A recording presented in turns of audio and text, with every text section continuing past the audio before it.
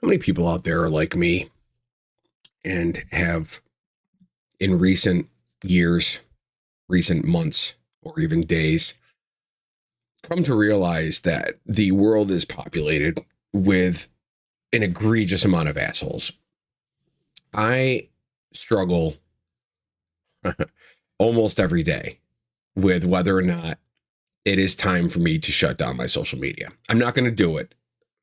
I, depending on the hour, I bounce it back and forth in my head, but I have had an increasing number of interactions recently in the wake of events around this country and worldwide in which people are expounding their beliefs online in ways that make me question the state of humanity, where we are as a species. And it makes me wonder what exactly is doing it to us.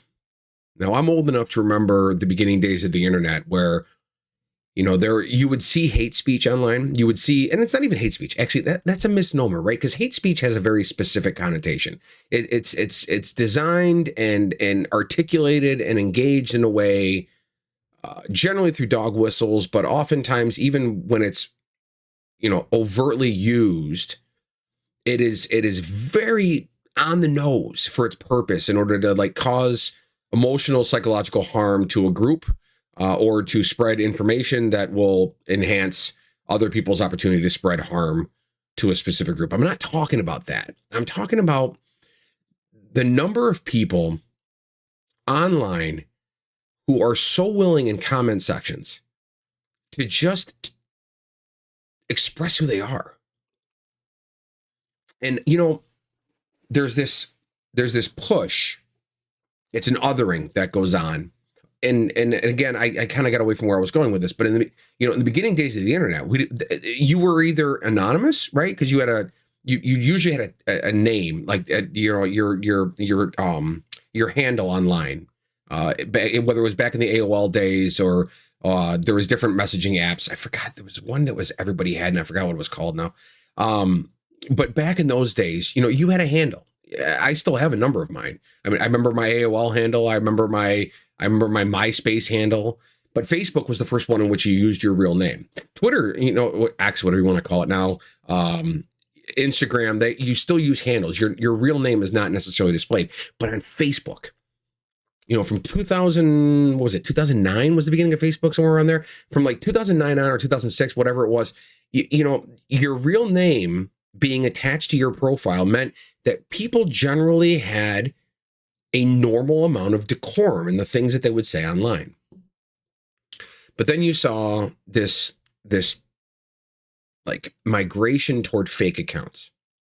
And it wasn't bots. These weren't, large language model accounts. These were just people who, whether they're full of rage or just bored, some people are just provocateurs. They don't even really believe what they say, but they created these accounts in order to engage generally on political, like the websites or the Facebook profiles of political candidates or people in office, on news sites. I know there was a time when Syracuse.com, for example, which is where I live, we have a news organization, online publication that's part of the Post Standard, which is our local print paper. And as that transition has happened from print to digital media, the people that interact with that, they're not generally from Syracuse. A lot of the people that are commenting, often with, very provocative stances on the topics at hand, they're not even from this area. They're from other places, and they spend their time, just spreading their hatred on different websites for different types of news organizations, or on different political candidates pages, or people in office, that kind of thing. But then you saw the bots, and I just was doing a little bit of research before I jumped on the camera here. And it's, somewhere in the ballpark of 3 to 5% of all accounts on Facebook are just digital bots. They're computers somewhere that are on a server just pretending to be real people. But then when you dial it in on certain things, like specifically these news organizations and political pages, the number of interactions jumps as high as 50% in some cases. And so if you're like me, you probably struggle with having an opinion, but wrestling with this dichotomy of wanting to be informed seeking out that information to understand what's happening in the world, and then running into this wall of hatred. And it's not opposite beliefs, right? Like, I can respect somebody that has a different belief from me. I don't expect homogeny.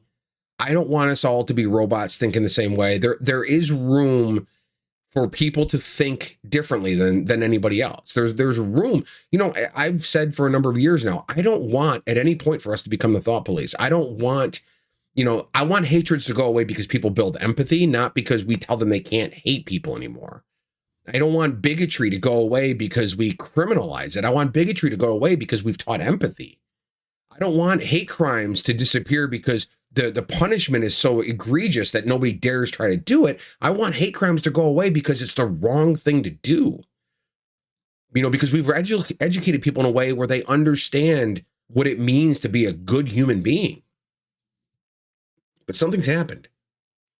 Something's happened in society where that is no longer the driving force. People's default now is anger and hostility. I had an interaction with somebody I'm not going to talk about it, where it was or who it was, but I had an interaction with somebody today where I was so disgusted by what I read that I immediately went to just using rage bait. I immediately went to just degrading that person as a human, and I'm ashamed of it. I got so mad at myself. I shut down Facebook. I haven't gone back to it all day. And I don't know what the solution is. I think anybody that's even slightly dabbled in the world of conspiracy thinks that this is all in everybody's best interest when it comes to the oligarchy and those in power that are trying to stay in power.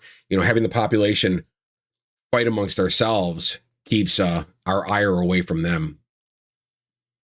But this interaction today, this wasn't a bot. It was a real person, somebody I kind of vaguely know of. I know who he is. And these aren't people in public. If you were to bump into them in a grocery store or at church or in a park, these aren't the people that are going to immediately start debating you hotly on the topics of the times.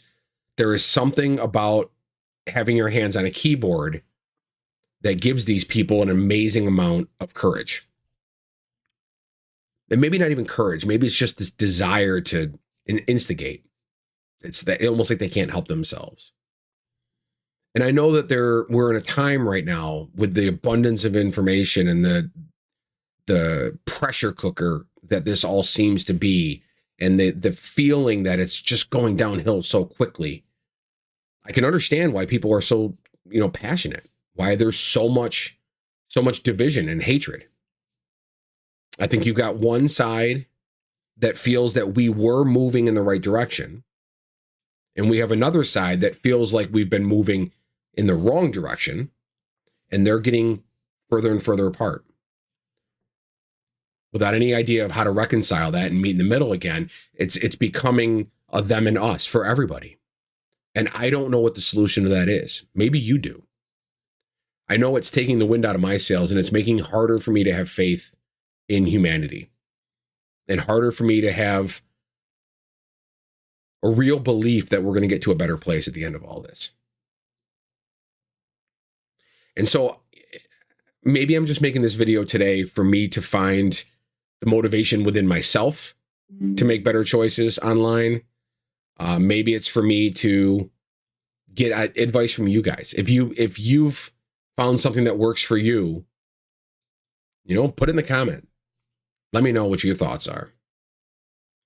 But I just wanted for a catharsis. I needed to get this off my shoulder today. I didn't really have anything better to talk about. Maybe tomorrow I will, but this is what I got for today. Once again, trying to keep it under 10 minutes. I'm doing a pretty good job. So anyway, my name is Christopher Hess. Thank you for watching, and I will see you tomorrow with another episode of The Christopher Hess Show. Be good. Seriously, be good.